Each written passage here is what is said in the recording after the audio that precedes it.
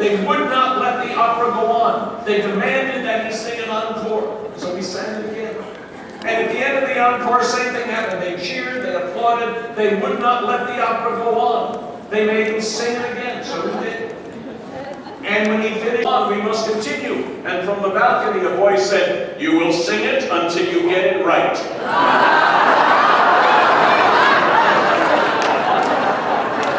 Well, you know, I had the privilege of addressing this convention 2 years ago. And when the invitation came to speak again this year, that was what I thought of. I wondered if Dr. Mara was going to make me talk until I get it right. But I'll tell you the truth, it's been a year when more than once I found myself wondering if somebody hadn't made a mistake, gotten the wrong person, dialed the wrong number, confused me with somebody else. I was invited to Rome to give a paper at a 2-day conference at the Vatican about the church and blind people. 73 countries represented.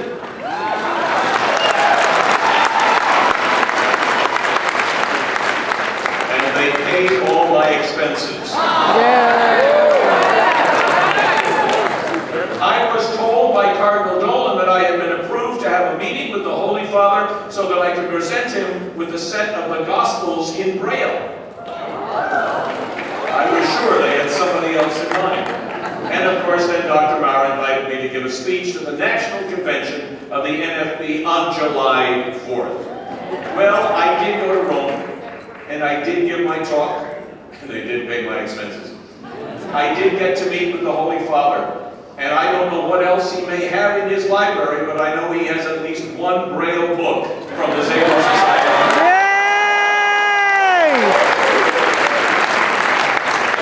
And here I am in Dallas. Over the past year, I have given at least 30 talks to different school groups, service clubs like the Lions and Rotary all over the New York and New Jersey area. I've done a couple of radio interviews. I spent a lot of time talking to individuals. Just before I left to come here, I did a long interview with National Catholic Press. They're going to do a series on us for their services. And on Monday, there was an article about the Xavier Society for the Blind in the Wall Street Journal. Yep. Now, they didn't get everything right. There were some mistakes. In case there's any confusion, if you did read the article, I am not blind. They seem to think I am. And if you read my remarks about the Kindle, they were edited. They're not complete. But they spelled the name right, so everything else is good.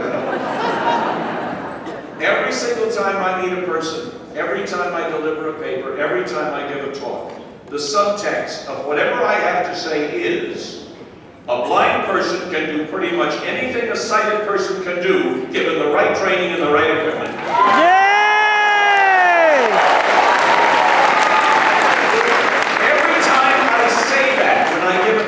Especially in a smaller group like a Rotary Club, someone is sure to speak up and say, "Yeah, sure, drive a car?" And they go, "Yeah, yep." And then I get to tell them about the Blind Driver Challenge.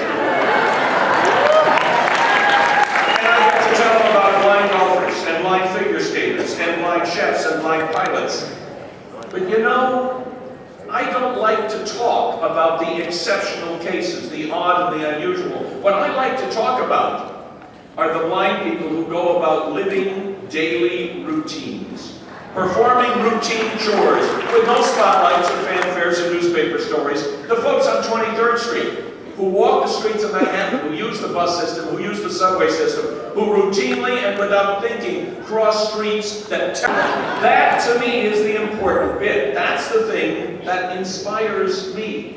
Now, I'll tell you something. When Dr. Maurer suggested this title for this talk, I found myself wondering to whom the talk was being addressed.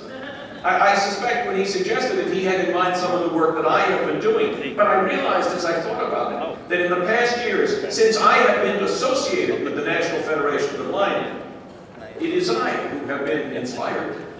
Last year at the state convention, the New York State Convention for the NFB, I gave a speech in which I urged the participants to be more active in going out themselves to promote the idea that blind people can do anything. We understand that. We know that. We live that every day, each in our own lives, in our own ways. But I am constantly running into people who have no experience with blind people. And I am constantly amazed at how invisible blind people are in our society. And part of that, I'm afraid, is our own fault. Now, whether this is your convention or your 56th convention, you know that, and you live this basic philosophy of the NFB. And I think because we know that so deeply, we assume that other people understand that and accept that. And it's also the case, of course, like all human beings, we tend to get into a rut. We like our lives. We like the way things are going, and change, even change that is good, can be threatening and unsettling. And I'm here to tell you this morning that at the Xavier Society for the Blind, we are currently going through a lot of changes. Some of these changes are the result of the economy, the financial situation, and I admit that freely. Many organizations are facing the same problems that we are. I was glad to hear this morning that you are not one of them. But our portfolio is down, not returning as much income as it used to. Our contributions from donors is likewise down. Our expenses have stayed pretty constant. But at that rate, we realized that at our current rate of expenditures, in 2 or 3 years, we were going to be in serious